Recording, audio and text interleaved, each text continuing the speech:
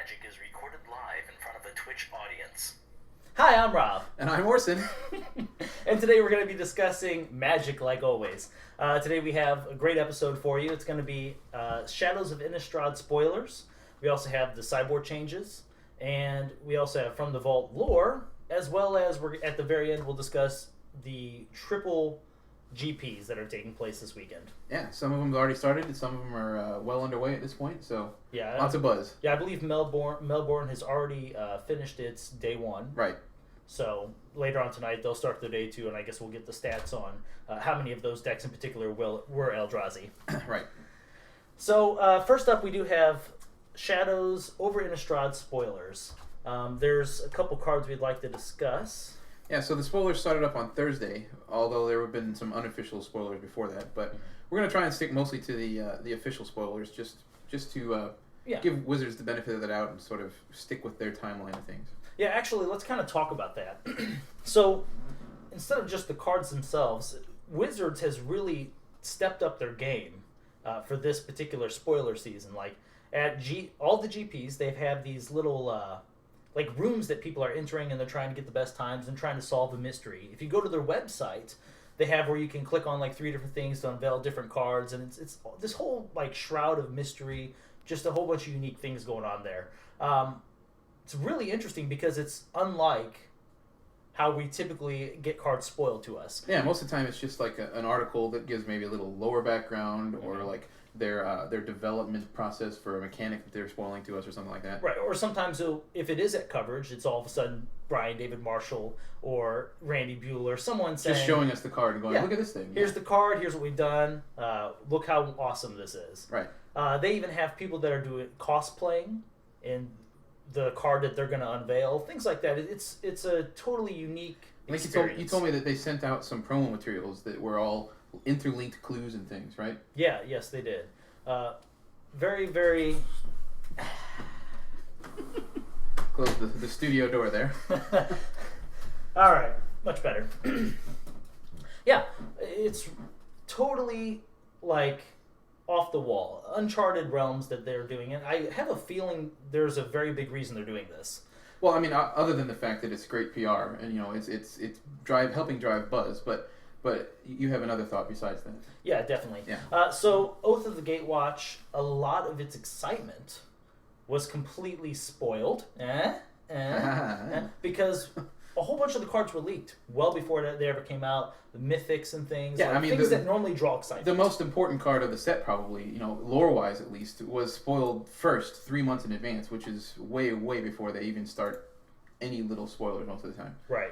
Yeah. So I really think that Wizards is trying to drive home the idea that, you know what, if these leaks happen, it's damaging. And we're going to try and show you why it's damaging, because what happens if all of a sudden you already know about this card and we go through this great effort to show you, hey, look at this card. I said with all these cosplay people, these rooms that people are entering, what if the mystery they had to solve, they already know. They already know the answer. Like, how fun is that? Right. So they stepped up their game, and I guarantee this was not planned well before this Oath of the Gatewatch thing happened. This was planned afterwards by Wizards. And I said, it's brilliant, and I kind of like it. I really hope that this tells people that do have this information, maybe they shouldn't leak these things, and I really hope that this Wizards goes forward with this, and maybe we're going to see more exciting ways for them to present cards to us. Yeah. I mean, they're not going to be able to prevent everything, because some of the spoils are just friends of friends who don't really even know about Magic. They go to somebody and go, hey, look at this stuff. They work for a printer. But, like, as far as the people who are involved in the community, this should, I think, hopefully dissuade some of those people from trying to ruin the storytelling and the experience of the official spoiler season. For sure. And this is something that I think, leaks, I think, actually hurt Wizards' bottom line. It really does. Like, us knowing, say, 2 or 3 months before a set comes out, basically every card in the set, I'm not as excited to go to a pre-release. I'm not as excited to run out and buy a couple boxes because I found out last week, oh my god, this mythic card is in there. I can't believe this mythic card is in there. And then all this buzz and excitement. Yeah, the peak buzz happens too soon. Mm-hmm. Right. Whereas when Wizards controls that flow better, they're able to generate the buzz to the point where just before release, this is peak buzz. So Right. people are stoked. They're waiting for those sets to come out. So Exactly. now one thing you could say is that even the tiny bit of unofficial spoilers we've had so far, in a sense, spoils the things that Wizards is doing here, because we've had a few cards unofficially spoiled that are sort of hinting at this mystery that Jace is after, right? Yeah. So that in a way ties into the mystery stuff that Wizards has put together with this package. So if those spoilers had never happened, these mysteries would have come at us out of nowhere. Right. They'd be even more exciting. Like, Right. I'm already excited about what they're doing. Yeah, me too. I mean, I haven't even seen any of it yet, but I bet you once we start seeing the pieces come together, it's going to be pretty neat. Yeah, it's pretty cool. So let's talk a little bit about the cards that have been spoiled. And once again, this is not going to be news to anyone that's been keeping up with it. Right. But definitely worth discussing. Heir of the Falconwrath. It's a 2/1, 1 black, 1 colorless. Discard a card, you transform it, activate this ability only once each turn. And now whenever it transforms, it becomes a 3/2 flyer. What do you Right. think about this card? It's pretty neat. We know that madness is a thing going into this set, so like it's not the best madness enabler there is, but it's pretty good. I mean, it's sort of a take on a madness version of a Delver of Secrets in a way. Yeah, definitely. I like it. I like it from a lot of different points of view. It's interesting that you can only activate it once each turn. I think that's a nice little balance, as opposed to guaranteeing we can always flip this thing if it has 1 damage on it or anything else. Our opponent can always respond. We can't just always immediately flip this. That's a good point. Yeah. So it's interesting that you can only use it once each turn. It also forces you to have more of these discard enablers for madness. You can't discard 2 madness cards to this. Right. Yeah. You have the one, and then once you use it for a madness ability, it's gone. Right. Right. So I'm really interested to see if this is sort of the direction they go with their discard outlets as far as Shadows of Innistrad is concerned. Yeah. This is one of the first like of the style of the Wild Mongrels in the Alchemy that we've seen as a madness enabler, and it's not quite the same level as those were. Right, it's still a great card, but yeah, exactly. It's not like Wild Mongrel where now I can discard 2 cards, get their madness effects, and defeat your 3/3. Right. Your 3-power creature with my 4 toughness now, dude. So maybe in some ways, what this has shown us is that they prepared for the fact that original Blue-Green Madness back in the day was such a dominant force that they don't want it to be that easy.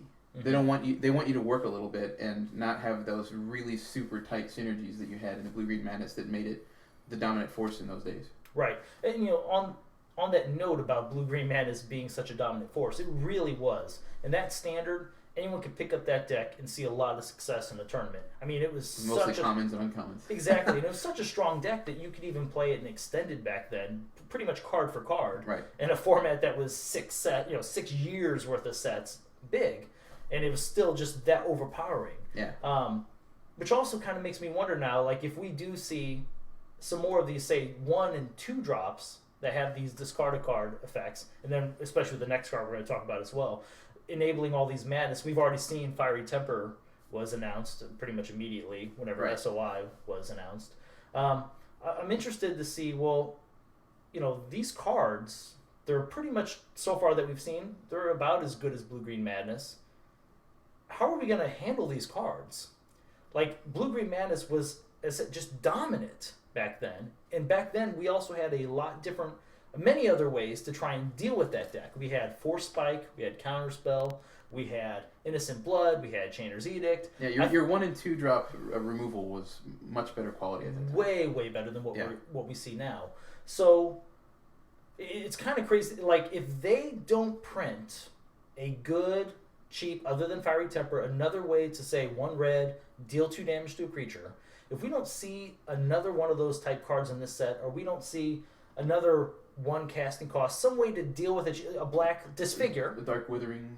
Yeah, Dark Disfigure. If we don't see these cards, okay, but here's the problem with Dark Withering, which is a card from Time Sprawl block. Madness is 1 it goes black. into a madness card. Right. Yeah. 1 black is the madness cost, and destroy a target non-black creature. Yeah. But that's besides the point. Like, if they don't actually print these sort of cards that just deal with creatures that aren't necessarily in a madness deck, then what's to stop madness from just completely destroying Standard. Well, I mean, maybe that's what they're showing us here, is that Madness can't become the dominant force that it was because it's not an endless card advantage engine like it used to be. Okay. Maybe the enablers are all going to be along this ilk, where they're a one-time use or a few-time use, or even some of the best enablers might be on an instant or sorcery or something. So maybe that's the direction they're taking it. I mean, we have very little to work on so far. Exactly, and it's just kind of neat to think there are all these different directions they could go with this, and I can't wait to see which take they go. I think it's telling that the first Madness enabler they've shown us is one that's very scaled back as compared to the Torment Madness enablers. Right, it is scaled back, but at the same time, maybe that's the reason it's the first one. Maybe.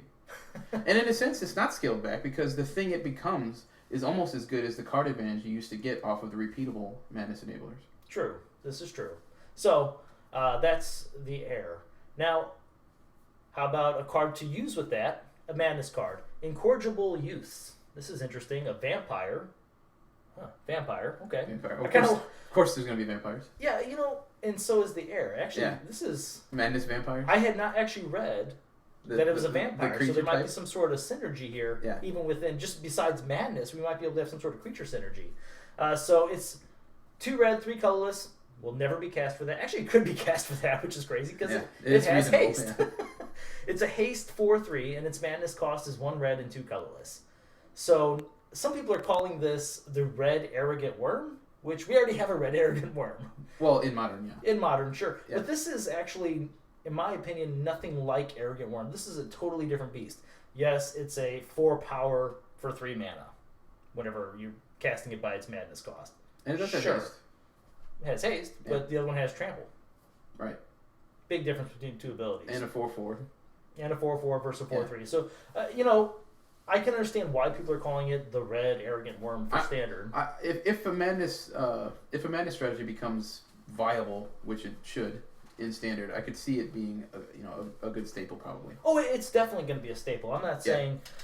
I'm just saying it's not quite Arrogant Worm. They do two totally different things. I think, just from what we've seen with Air, and now with this Incorrigible Use, and Fiery Temper we know is there, I kind of feel like this is a really hyper-aggressive deck. Like Blue-Green Madness, it was like tempo. It was tempo. Yeah. It really was. You had cards like Circular Logic, which you could discard for a blue to help counter spells. Right. You had all these little ways to, the Wild Mongrel, discarding a Roar of Worm or discarding whatever, just to help push through a little bit of extra damage.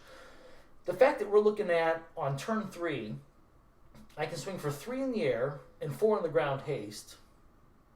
It's very aggressive. Very, very aggressive. Now, once again, we're making these conclusions off of just a couple of cards. But the fact that that exists, I don't know. It just feels like... Yeah, this is 2 out of 200 some odd cards. So, right. So who knows how wide this pool of good synergistic cards is going to be by the time they explore everything. Yeah. And as I said, this is just... It feels... They're already around the same power level that we had before, but it feels more aggressive. That's what's scary. That does actually point out the fact that this is turn 2 Air into a turn 3 Incorrigible Youths, and that's 7 power on the board on turn 3. That's pretty good. That's swinging. Yeah. It's 7 power that's swinging. Right. 3 of which is in the air. Right. Yeah. It seems pretty good. Yeah. Well, let's go to a different style card. One that isn't so Vampire Madness. Right. But Brain in a Jar. That's the inevitable name of that deck, by the way. Yeah, actually, what would be the name? Let's try and come up with something clever here. Twilight Madness? Twilight Madness. Oof. Ugh, I don't want to go through that ever again. Brain in a Jar. 2 colorless, we're skipping right over that. It's an artifact. 1, tap it, put a charge counter on Brain in a Jar, then you may cast an instant or sorcery spell with converted mana cost equal to the number of charge counters on Brain in a Jar from your hand without paying its mana cost. Pay 3, tap it, remove X charge counters from Brain in a Jar, scry X. There's a lot of words on this card. Okay? So you step it up every time you activate it to put the charge counter on it. Yep. And every time you activate it and do that, you get to cast a thing for free that equals the charge counter. Exactly. Equal. Okay. Not less than, which is really important. Right. Has to be equal to. And then once you've gone through whatever and you want to try and... You've already cast your biggest spell. Hey, I want to make this thing go back down to where I can cast something 2 or 3 in my hand. Now I have to pay 3 and I get a scry out of it, which is kind of nice. But how nice is that? Well, the key here is that like you've mentioned before to me that people are comparing this to, like, for instance in sorceries, the Aether Vial, right? The Aether Vial of instance and sorceries, in which there is a comparison there to be made, but it's not as good. Oh, nowhere near as good. Because the thing is with Aether Vial is that, I mean, obviously it's a nigh busted card. It's been banned in formats before, anyways. Mm-hmm. But the thing with Aether Vial is you can control immediately what you can control every single turn what charge counter number it stays at. You get to decide whether you put one on there or not. Mm-hmm. And when you do decide that, you still get to keep using it. Right. This one makes you keep changing the number every time you want to use it to cast a free thing. Right. And I'm sure there's people who are going to say, well, I can take advantage of that while deck building. I can have a plethora of 1s, 2s, 3s, 4s. I can create a mana curve of spells to take advantage of that. But here's what I want to say about that. This card feels a little too slow. It feels a little clunky. Yeah, let's say you did that and you wanted to peek out your spell curve at 4 or something, right? So you end up loading up with a decent amount of 4s that you get to play for free off of the Grain in the Jar, right, in your deck. That means that every time you want to do that, you have to alternate your uses of this thing to bring it back down to 4 charge counters so that you can keep doing that. Right. And that's what is kind of interesting. Like, you pay 3 now to scry 1. Yeah. In that scenario where you're constantly casting. Trying to get it back to cost. 3 or whatever. Yeah. Whatever it might be. So a lot of times you're sitting here, there's times where you're going to put more mana into this than a spell even cost. Yeah. For the most part.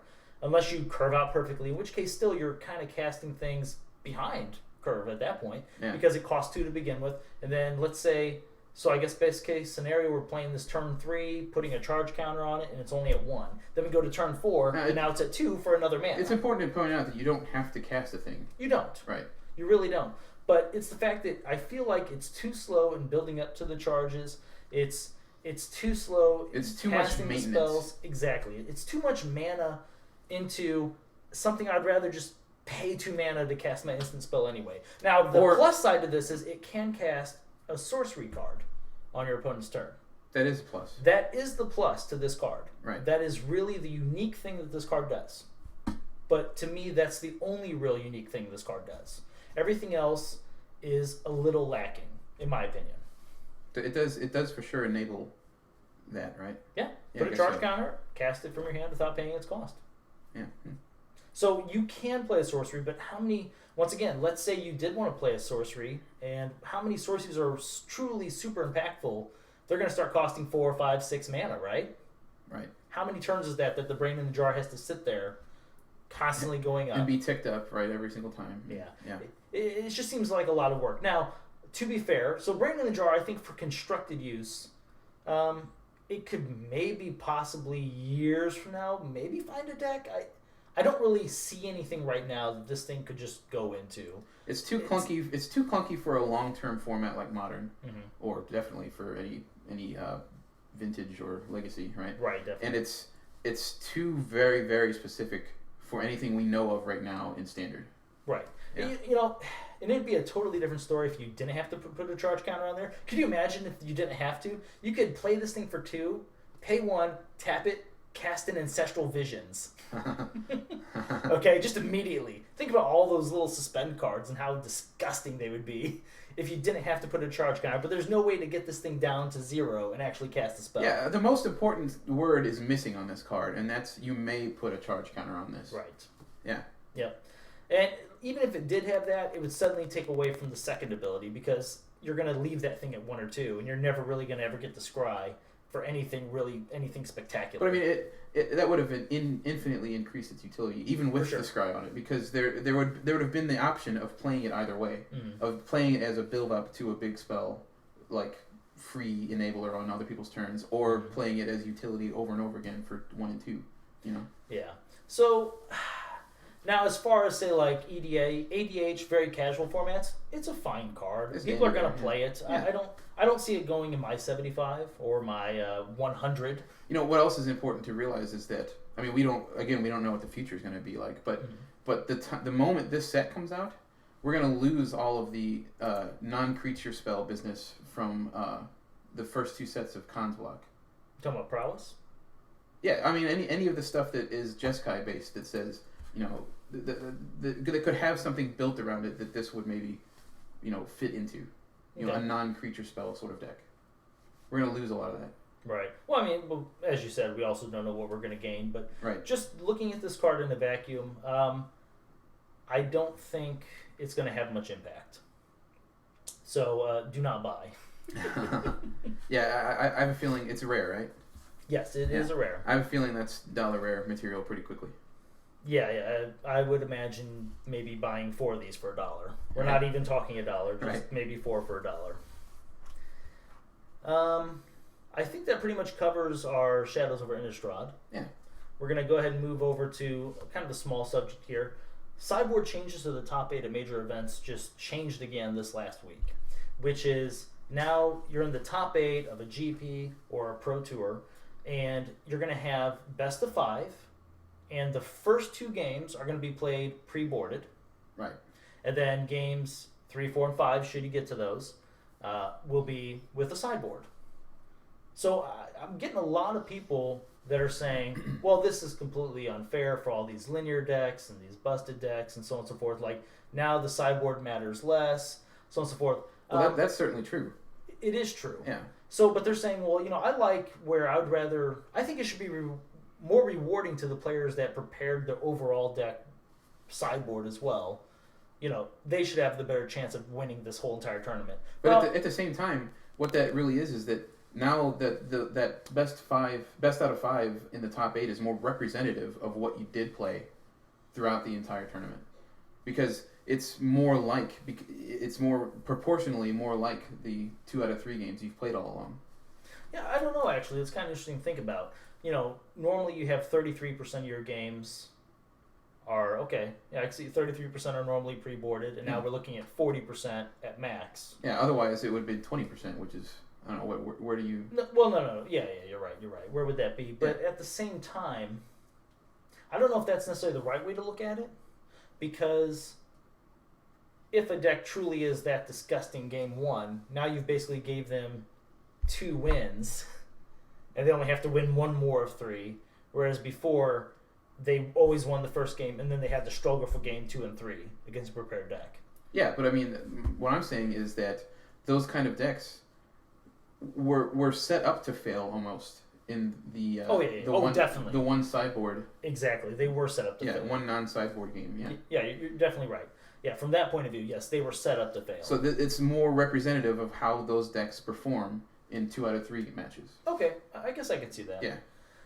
But I do want to say this from a different point of view. Not that I agree or disagree with this change, but the person that actually took the deck that was better set up game 1, I think they should have the advantage. They have the better deck choice for that tournament, and that's why it performed so well. Yeah. And I think that they should be rewarded for that, as opposed to the person that just had this real kind of catch-all. Not only that, but like playing 2 non-sideboarded games first means that if you win both of those, that's more of an indicator that your deck was prepared for the format.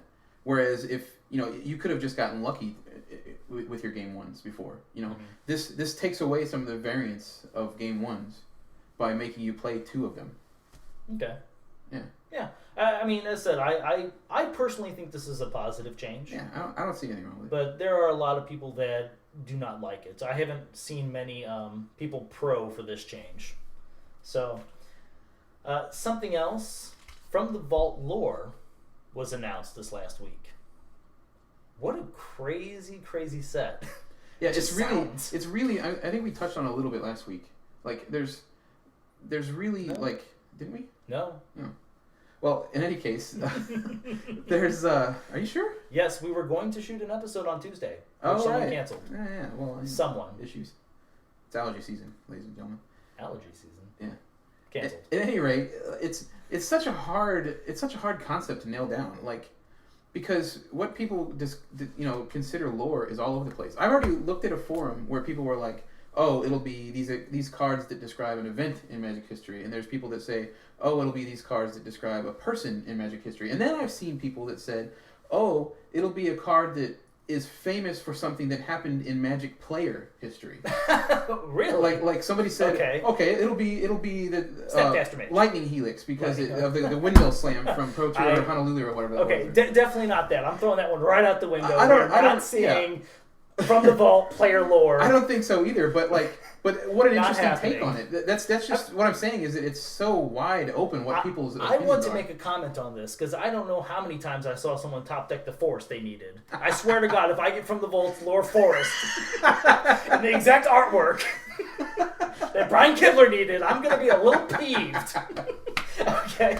But I mean, think about that. Think about that. That just shows you how little people really have any idea where it's going to end up going. You know, like we discussed it a little bit, and neither of us really came up with the same idea of what cards in this set are going to be because they haven't shown us anything yet. Right. Well, of course, and we're not going to find out till as summer gets a little bit closer. It still starts approaching.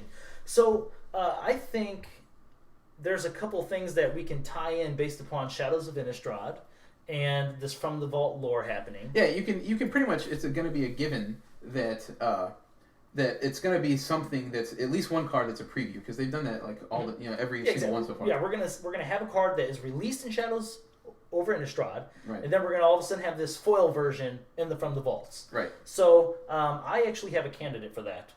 Do you? I do. Out of the cards that we've seen so far? Spoiler!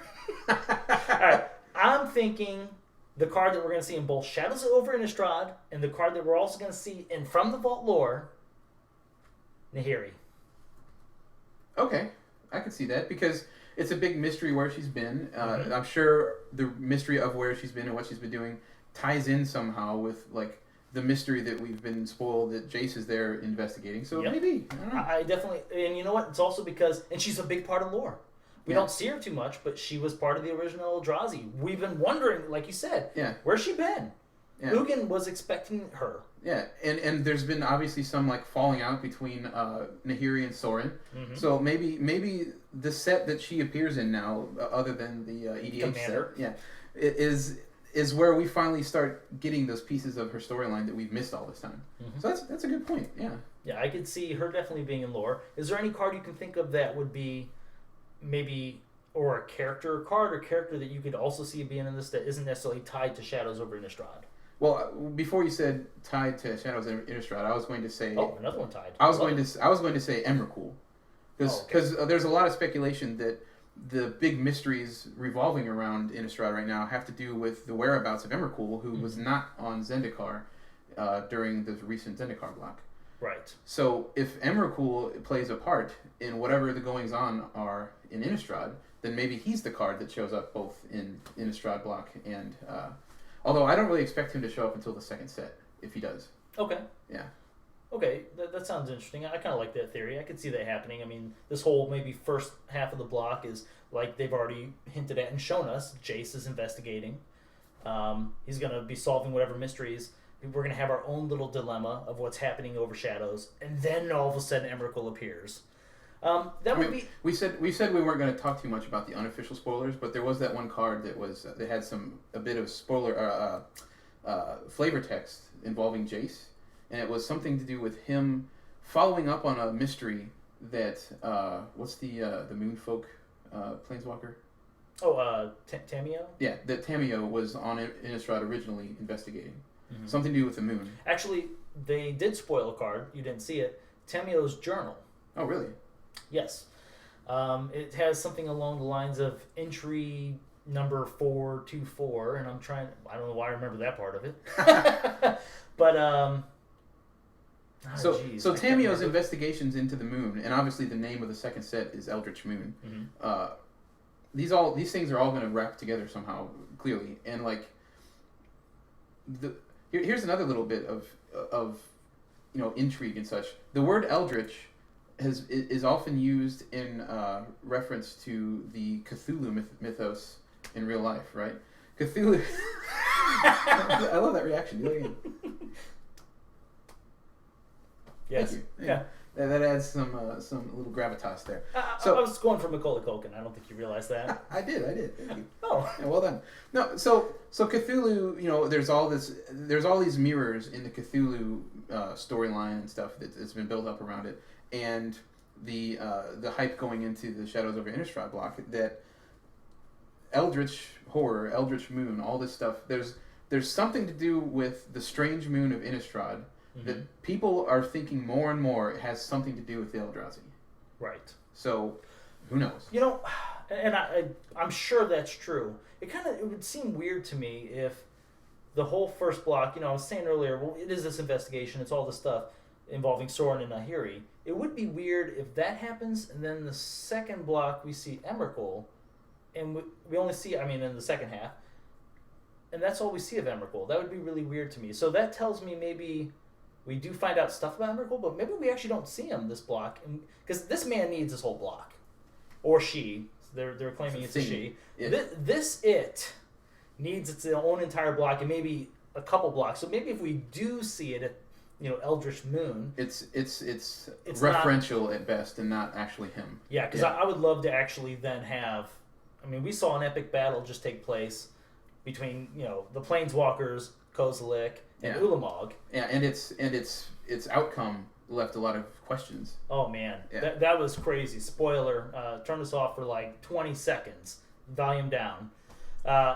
Planeswalkers did defeat both of the Eldrazi, and Ugin came back and he was pissed. Yeah, he was absolutely pissed, because who knows what the consequences of these things being destroyed are. Because they've existed in the Magic universe since before any of the planes did. Yeah. Yep. So who's to say that? Who knows? We could speculate a whole bunch of things, and I'll just throw one out there. What if now Emrakul is a different sort of being now? What if he's even more powerful? Yeah. What if they balance each other somehow or something? Yeah. Yeah. Exactly. What if they were drawing power away from him? What if they were? Because we don't know too much about them. We all think they're these titans and things. But what if you came back? Turn us down again, just for a moment, okay? Whenever everything's good, I'm gonna give you this. All right. Back to the good stuff. So what if these were actually his servants or something? We don't actually know the whole story between these two guys, or the three. What if there's more? What if Emrakul isn't the biggest one? Yeah. I don't know. Welcome back. So some other cards from lore, I think we will definitely see, whether it's a new version or an old version, and I would love to see it. I think it needs to be there. Nicol Bolas. Yeah, he's a big mover and shaker right now. Oh, for sure. He's been gone for a little while, as far as being forefront in the storyline, but his storyline has always been there, brewing in the background. Yeah, he was the one who moved the Eldrazi storyline to begin with. So he's there. Something's happening. And the fact that we had this whole Ugin thing take place as well. Yeah. And Sarkhan saved Ugin from dying. Right. This has been all about Ugin and all this, the Eldrazi. We're all going to eventually come back to Nicol Bolas. Yeah. I think that's what it is. It started with Nicol Bolas. We've kind of ventured off a little. I'm really interested. You know what else is interesting about Nicol Bolas is that one of his biggest motivations right now is the fact that he's completely pissed by the mending. He is pissed that his Planeswalker Spark is much, much less powerful than it used to be. So I wonder there too if something to do with the fundamental nature of the Magic multiverse being altered after the mending also has a tie-in with both Nicol Bolas and the Eldrazi.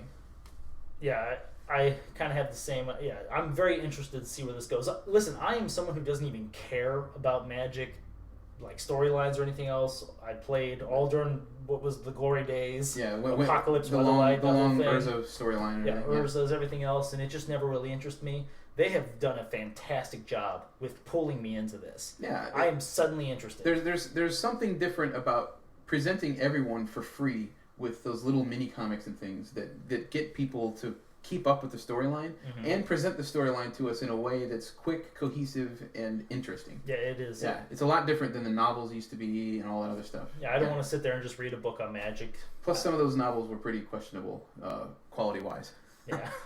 So either way, they've stepped up their game in so many ways, and now whenever I look at cards and everything else, I really do.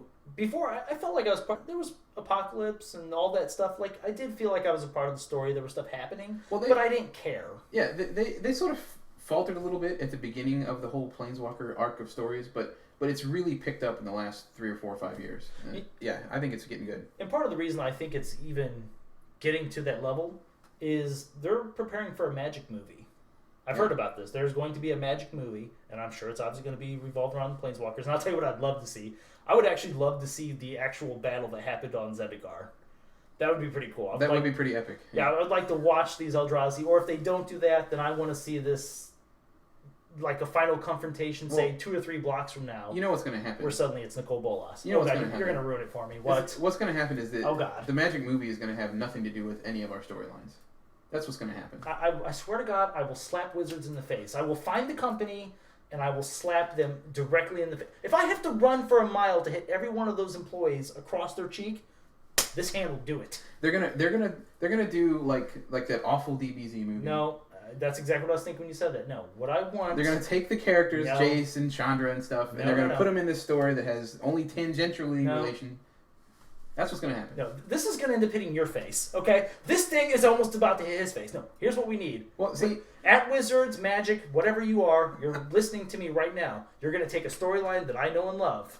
Okay, and that's what you're gonna run with. You're welcome. I'm just being realistic. I'm preparing myself to be pleasantly surprised rather than being let down. You see? No. See, because if it's good, then I'll be like, whoa, you know. Oh man, it better be good. They have the potential. They have enough lore and story and everything to make a great movie. But for sure. But somebody's gonna hate it, regardless of how great it is. You know what they? Oh man. Okay, as much as I just said, I would love to see the Battle for Zendikar movie. You know what they should do? Is they should come out with a movie. It's a new storyline, but it's actually the storyline for next year's block. I was just going to say that. The stuff that's coming next. That yes, would be pretty good. And then all of a sudden we get to see the cards after what we've seen in the movie. Nicole Bolas. Make it that one. You know, I don't want a cheap CGI dragon either. The best possible thing they could do to make every Magic player happy, because we have Magic players that come from every era of Magic as a game, right? Okay. We have Magic players that have not cared about new cards forever, but still play all their old cards. Mm-hmm. We have players who only play kitchen table Magic all the time. We have players who care about the lore. We have players who are tournament goers. We have all these different genres of player, right? Okay. I think the best thing they could do is when they make the movie, make it tie into a set that finally returns to Dominaria, so that the movie could involve new and old elements. I like that idea, but at the same time, I feel like any Magic movie will get anyone that's ever played Magic to go see it, unless it's a steaming pile of DBZ crap. Yeah. So, I mean, I like the idea. If they're going to return to Dominaria, give us that movie. But otherwise, I really think that... Like I'm not saying... I know people that haven't played Magic in 10 plus years, and I promise you, a Magic movie comes out, they're going to see it. I know people that hadn't seen Star Wars in 10 plus years, and they went and saw the new one. Yeah. They did. Yeah. Okay, so last thing on our plate today. Was Magic movie even on our list? No, God, no. That was fantastic. Yeah, I like Magic movie. Yeah. GP Detroit, Melbourne, Bologna. Ah, yeah, the GPs. Yes. The 3 GPs. The GP Eldrazi's. Yeah. The 3. Are they? Are they GP Eldrazi's? Okay, well, that's what we like to think. I think most people think that way. I don't know. Apparently, I don't know. Obviously, Melbourne finished in the middle of the night. Day 1. Day 1 did, yes. We haven't seen Day 2, and we haven't seen the metagame share. But from what people were saying on Twitter and all across, they were saying Eldrazi wasn't doing as well as people thought. Day 1. Day 1. Yeah.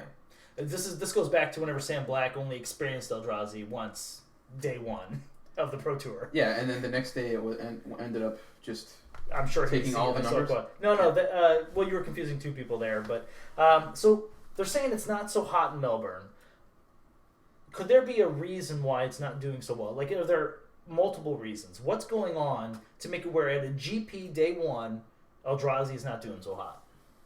Well, first of all, the words GP Day 1 raise some red flags. Okay. Because GP Day 1, I mean, we have to remember that a Grand Prix is open entry. Right. Anybody can go. I mean, obviously you got your buys and stuff, but you can't just there's no invitation. You just go and you're in it. Right. So the amount of pros there would be less Yeah. than say a Pro Tour. Well, it's not that the amount of pros would be less. I mean, it could be. But the amount of pros versus players who are not pros should be a much different ratio than it is at a Pro Tour. That's what I meant. I'm sorry. You're right. That's what I meant to say, percentage-wise. Yeah. So, I mean, you're going to get people going to a GP that will just bring, their modern Friday Night Magic decks or, I mean, I'm not saying that everyone does, but but you're going to see a much different field than you would at an actual professional tournament. Even like an open, like a Star City Open or something like that. I mean, that's a little bit different field as well. Yeah, I would imagine people that are going to the Star City games, there are still some of the casual players, but I'd imagine most of them are going there because they think they have a chance of winning. I mean, not that people that go to the GP... I guess the Opens are a little bit like a GP, aren't they?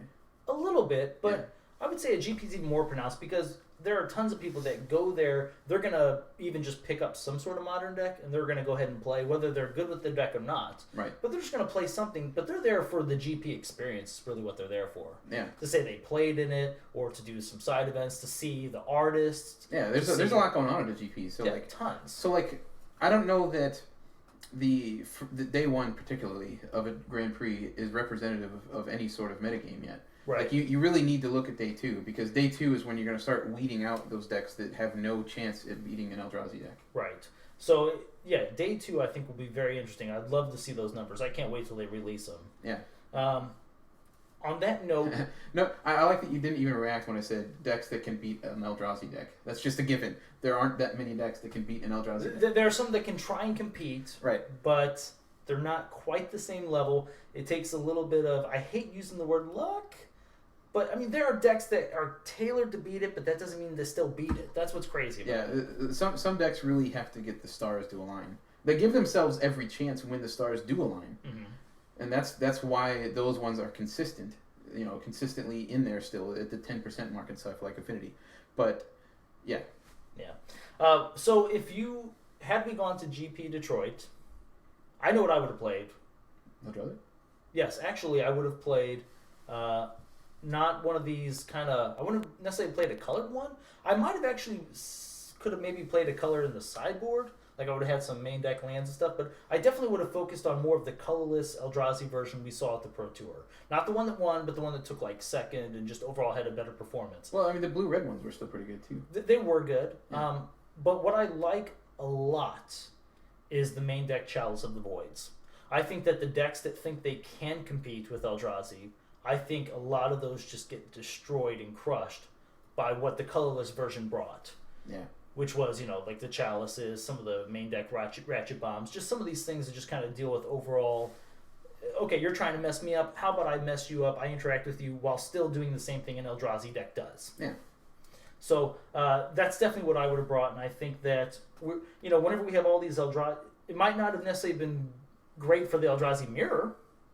It's not the best deck for the Eldrazi Mirror, but it still competes within the Eldrazi Mirror. Yeah, what we're going to look at until the Eldrazi ban inevitably happens is that there's going to be this fluctuating metagame where you have to either metagame your Eldrazi deck against, as an Eldrazi deck player, you have to either metagame your Eldrazi deck against an Eldrazi field, or metagame your Eldrazi deck against the decks trying to beat Eldrazi. Right. You have to keep going back and forth on that. And every time that happens, you're going to see a different style Eldrazi deck come out on top. Right. And that was, what you said there is kind of the reason why I said maybe I would play sort of a color, but not necessarily full-blown main deck, is because in my sideboard, I would rather I try to beat the Eldrazi Mirror.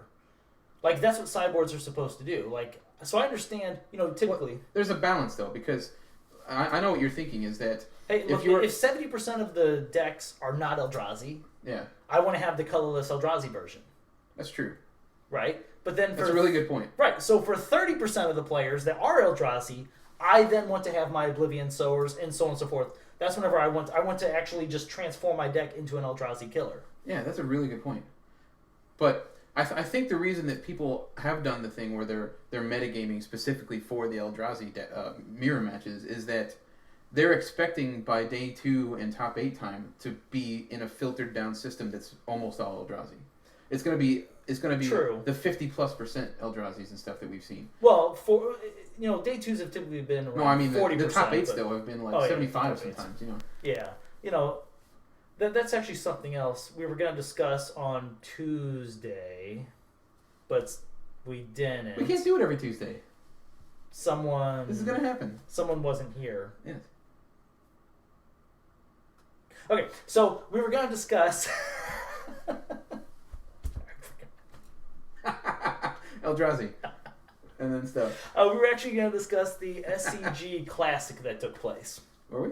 Yeah, because at the SCG... he didn't even know what was going on. Good lord. The SCG Classic, people were saying, wait a minute, Eldrazi isn't as good as people are saying, because look at these other decks that are in top 8. There was only 2 Eldrazi decks, and then there was just a plethora of other decks.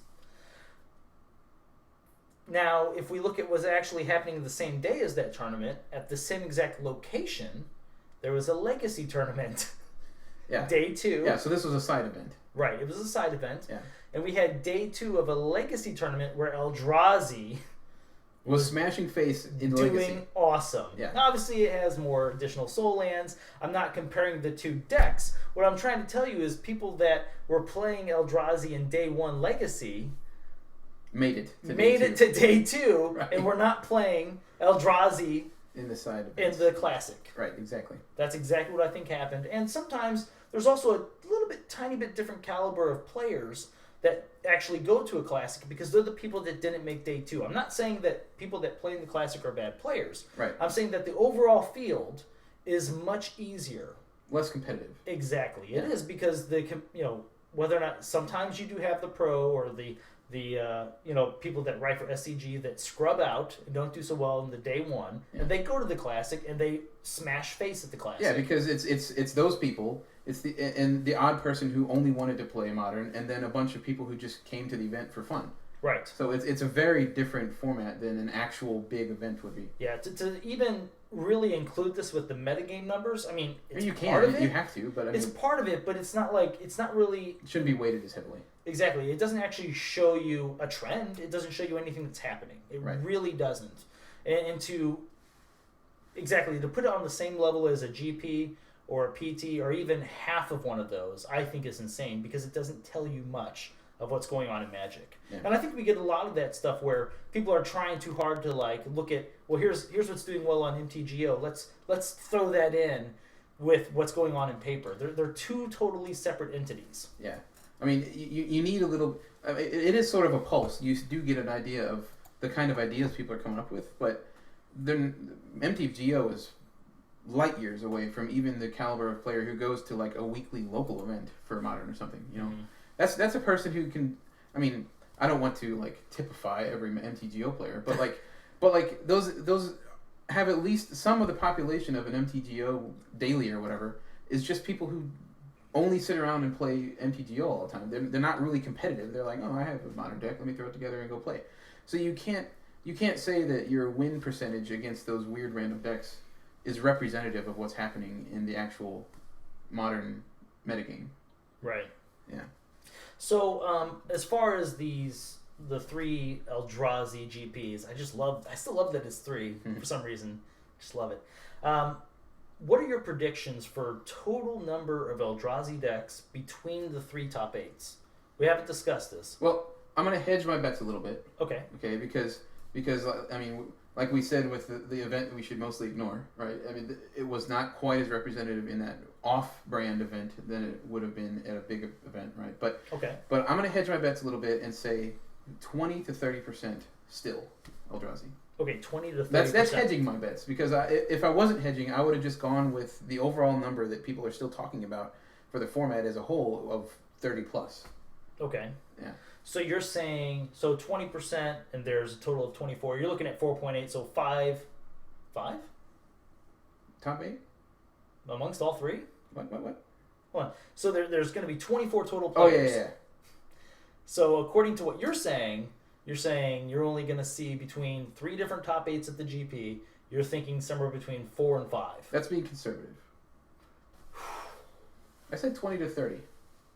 Well, I guess you could say 33% to get the well, 1/3 there. I'm being conservative.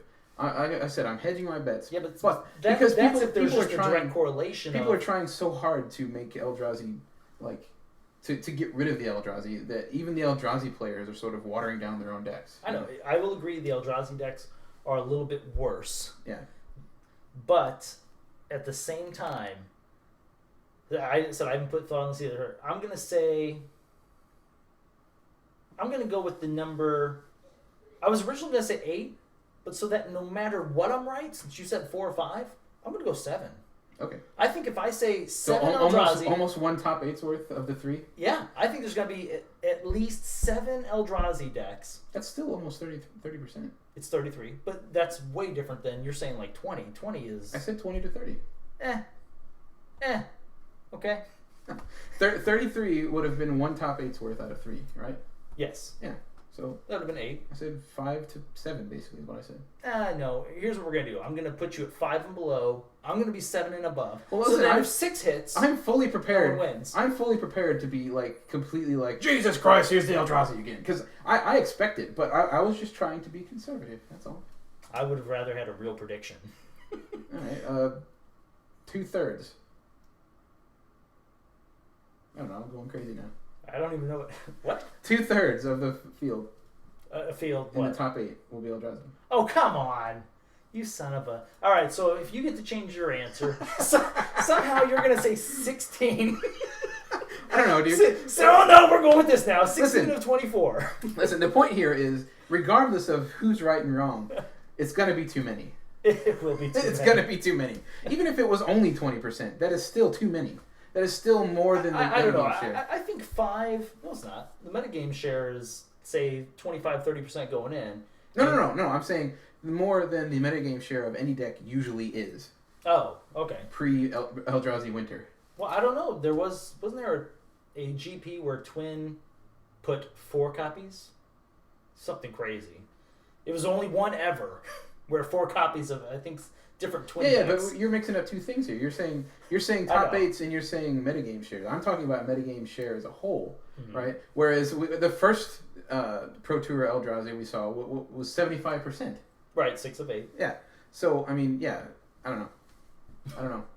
Well, either way, whatever number we say besides 5, I think is going to be too much. There'll be- 5 is acceptable. 'cause that There'll be more than 5. Definitely, because Yeah. 5 would be 2 and 2 of them and 1 in another, and that's totally acceptable Yeah. for, I think, a format. Yeah. So as soon as we get to the range of 6, where it's 2 in each of them, you could say, well, that could happen. But once we get to 7, 8, 9, anytime we get into that range or more, Yeah. we definitely see there's a problem. If we see anywhere near the 75% that there Oh, were, it's not going to be 75. Yeah. I will say that straight up right now. We won't even see 66%.